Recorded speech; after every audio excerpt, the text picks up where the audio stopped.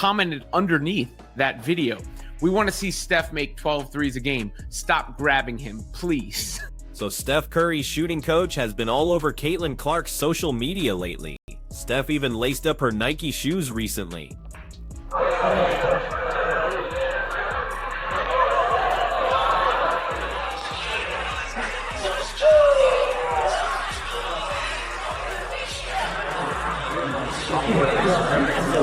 The evidence keeps piling up that she might actually be training with his personal shooting coach right now. And Caitlyn just dropped a comment on one of Steph's interviews that has everybody trying to decode what she really meant. These two are becoming more connected by the day, and the timing couldn't be more perfect for several reasons.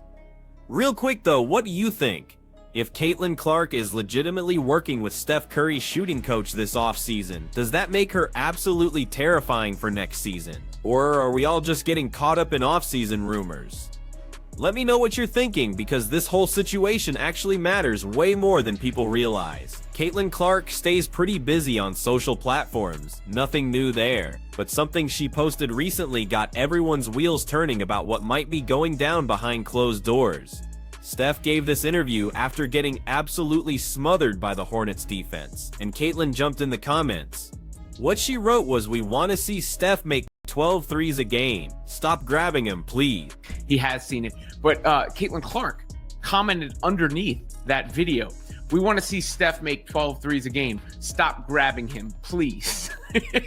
You know? And she never really, she would say when something was a foul or to, a complaint to that ilk.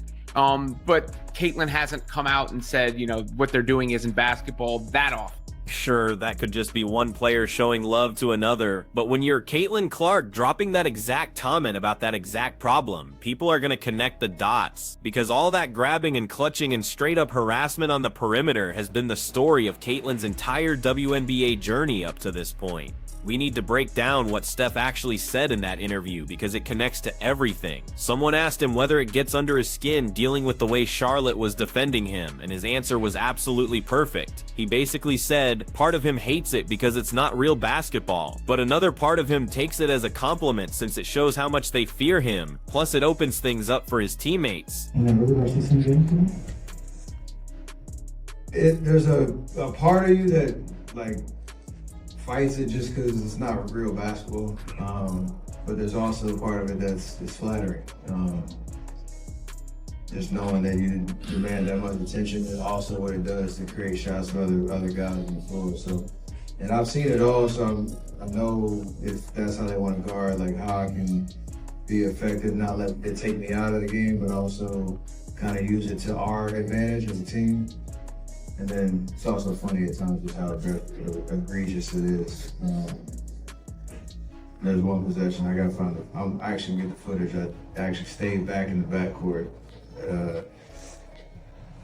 a long time on purpose just to see how long Sion would stay with me. So that was a fun one. Yeah, there's a play of Colin Sexton covering you when you left the court. Yeah, we both knew what we were doing. We were having fun. That last one of them. That line about it's not real basketball is carrying some serious weight. What Steph is politely saying is that when teams just resort to grabbing and holding and face guarding instead of actually playing defense, that's not legitimate strategy. That's just panic, disguised as being physical.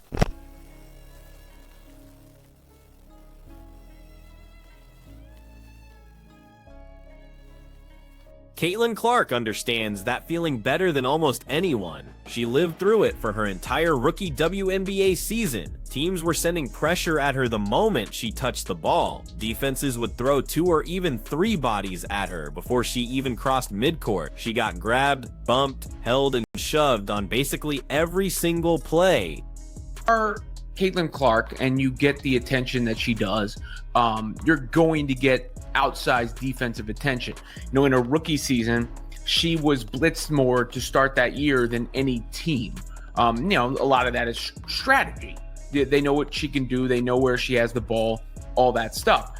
But then there's part of it like trying to prove a point against her. And then, of course, when you want to rough up the other team's star, that's what coaches preach. If the refs are going to let you do it, you do it. It's something that became a point of contention across her WNBA career so far, with Stephanie White, who probably deployed that strategy with the Connecticut Sun, saying that too much contact is allowed on the perimeter. And that's a thing across the WNBA, and it became a theme across the WNBA. But, Caitlyn is allowed to be grabbed and held and all those things. Even to the point where I remember there was a broadcast where Rebecca Lobo pointed out, like, there's a foul, and there's a foul, and there's a foul, like Oprah giving. Look, some of that comes with the territory. When you're going against the most dangerous shooter in the game, you have to adjust how you defend. But a lot of what happened to her went way past normal defensive contact into stuff that would get whistled as fouls anywhere else. And somehow WNBA officials just decided to swallow their whistles. Stephanie White, who's coaching Caitlyn now in Indiana but was going against her with Connecticut last year, straight up admitted that way too much contact gets ignored on the perimeter throughout the entire league. Rebecca Lobo was calling games and literally started pointing out missed foul calls on Caitlyn like she was handing out party favors. Foul for you, everybody gets a foul. But Caitlyn has mostly kept quiet about it in public. She's called out specific plays like when Kennedy Carter basically shoulder checked her in what was obviously not a basketball move. But she hasn't gone on record saying the way teams defend her isn't legitimate basketball. She hasn't turned it into some big public battle like other players' coaches have done. So when she comments on Steph's interview with Stop Grabbing Him, that actually means something. She's not just defending Steph here, she's speaking up for herself without making it directly about her situation. It's a really smart, diplomatic way to get her point across without looking like she's complaining or asking for special rules. And honestly, she's absolutely right. People do want to see Steph drain 12 threes in a game. That's exactly why his jersey sales are through the roof, and arenas sell out when he plays, and people camp out for his signature shoes. His shooting ability is what makes him must-watch television. When defenses just grab him to prevent that, it ruins the experience for everyone watching. The exact same thing applies to Caitlyn. Fans want to watch her pull up from 35 feet and knock down impossible stepbacks and thread passes that shouldn't exist. That's her superpower. That's why attendance numbers doubled when she was playing. That's why her games kept getting moved to national television.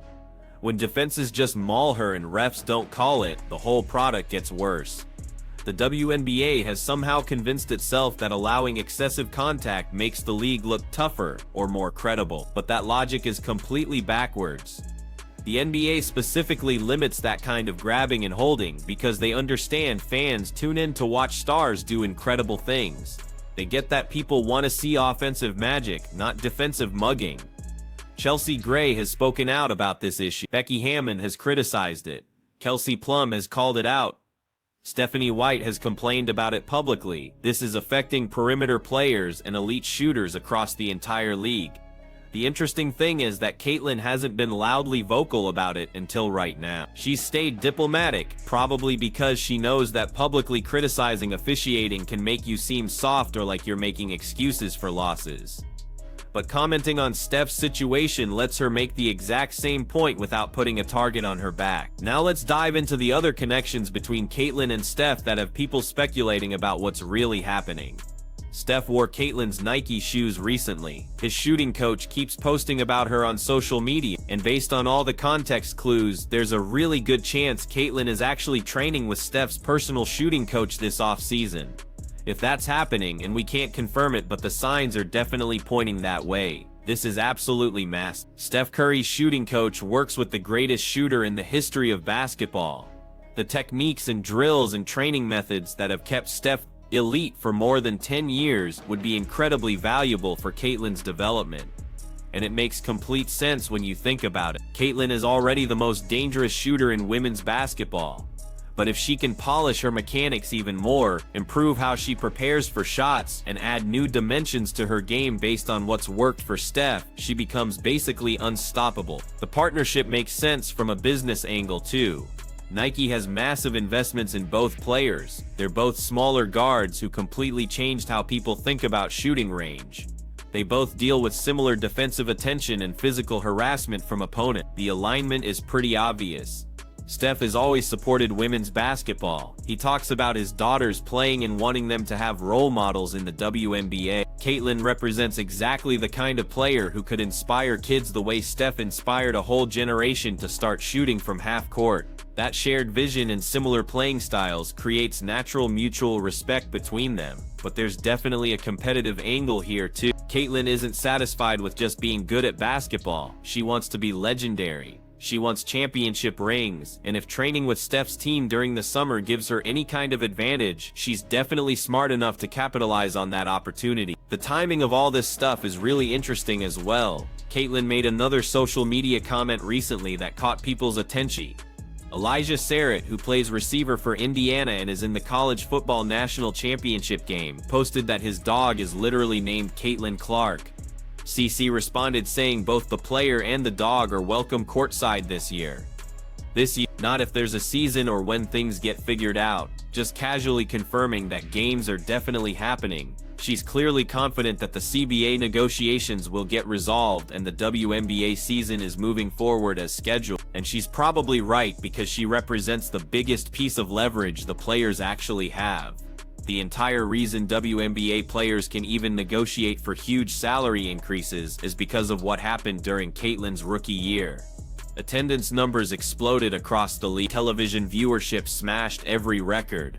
Merchandise flew off the shelves. Corporate sponsors who completely ignored the WNBA for 25 years suddenly wanted partnerships. All of that happened because of Caitlyn and the massive attention she brought to women's basketball. So when she casually says there's definitely going to be a season this year, that statement carries real weight. If Caitlyn genuinely thought there was a serious possibility of no season happening, she'd be way more careful with how she talks about it publicly. The fact that she's already inviting people to courtside seats suggests she knows something about those negotiations that the rest of us don't. Caitlyn spoke at a USA Basketball event recently and said none of the CBA discussions even matter if players aren't actually playing games. She called it the most crucial moment in WNBA history and said players need to fight hard for what they believe in while also being willing to compromise on certain issues. That's incredibly mature and realistic thinking for someone in just their second year, but it also shows that Caitlyn completely understands her position in all this. She's the main reason players even have leverage right now. Her opinion should absolutely matter in these negotiations because she's the one who generated the revenue that makes higher salaries financially possible. The difference between NBA and WNBA officiating is pretty stark when you really look at it. The NBA deals with players flopping and trying to sell contact that didn't actually happen. The WNBA has the complete opposite problem where real contact gets completely ignored by referees. Both situations hurt the product, just in totally different ways. When Steph says that excessive face guarding and grabbing isn't real basketball, WNBA decision makers should definitely be listening because he's absolutely correct that real basketball is about skill and spacing and movement and execution. When defenses can just grab shooters and prevent them from getting clean looks without any consequences, everybody loses. Caitlyn dealt with this constantly throughout her rookie season. Teams would put their most physical defender on her with clear instructions to just make her as uncomfortable as possible, bump her off screens, hold her when she tried to cut, hand check her while bringing the ball up court, and officials would just let most of it happen because there's this weird culture in the WNBA that treats excessive physicality like some kind of badge of honor. The Kennedy Carter incident was the most blatant example of this problem. That wasn't defense at all. That was just a cheap shot designed to intimidate. Caitlyn called it out as not being a basketball play. But that was so obviously over the line that she felt comfortable speaking up about it. All the more subtle grabbing and holding that happens on every single possession is much harder to criticize without seeming like you're whining about normal contact. So commenting on Steph's situation gives her a perfect way to address the same issue. She's not complaining about how she gets treated personally. She's just supporting another player who deals with similar problems. But anyone who's been paying attention knows she's talking about her own experience too. That comment about "we want to see Steph make 12 threes a game" is especially revealing, because that's exactly what people want from Caitlyn as well. They want to watch her launch shots from the parking lot. They want to see her break records that seemed impossible. They want to witness offensive brilliance, not defensive mugging disguised as tough play. If the WNBA really wants to keep growing, and they obviously do based on expansion plans and bigger media contracts, they absolutely have to let their biggest stars shine. That means officiating games in a way that allows elite offensive players to actually showcase what makes them special. It doesn't mean eliminating all physical contact, but it definitely means finding the right balance between defense and entertainment. The partnership between Caitlyn and Steph is only going to get stronger if she's legitimately working with his shooting coach right now. The techniques that have kept Steph elite into his late 30s could help extend Caitlyn's prime years and protect her from some of the physical wear that comes with being every defense's main focus. Picture Caitlyn returning next season with even more refined mechanics, better shot preparation, and new elements to her game based on everything she learned from Steph's training team. She's already the most dangerous offensive threat in the entire WNBA. If she somehow gets even better than she already is, defenses are going to resort to even more desperate measures to try slowing her down. Which brings us right back to the officiating problem. As Caitlyn continues improving and becoming more unstoppable, the physical harassment will probably get worse unless the league actually addresses it. Her comment on Steph's interview might be the first move in that larger conversation. She's way too smart to start some public campaign complaining about how games are officiated. That approach never works and usually makes things worse. But by connecting herself with Steph and highlighting the same issues he deals with, she creates pressure on the league without making herself look like the bad guy. The fact that Stephanie White, who used those exact physical defensive tactics against Caitlyn when she was coaching Connecticut, is now her coach in Indiana, adds another interesting layer to this whole situation. White knows precisely how effective those strategies were against Caitlyn, and she also understands that approach isn't good for the league's long-term growth. Having her advocate for better officiating standards carries extra weight because she's not just protecting her current player, she's admitting there's a real systemic problem that needs fixing. Caitlin Clark working with Steph Curry's shooting coach while calling out the same defensive tactics they both face isn't some random coincidence. This is about improving her game and building the influence needed to change how the WNBA gets officiated. If you want more breakdowns of Caitlin's off-season preparation and what it means for next season, smash that like button and subscribe for more content. The WNBA has no idea what's coming.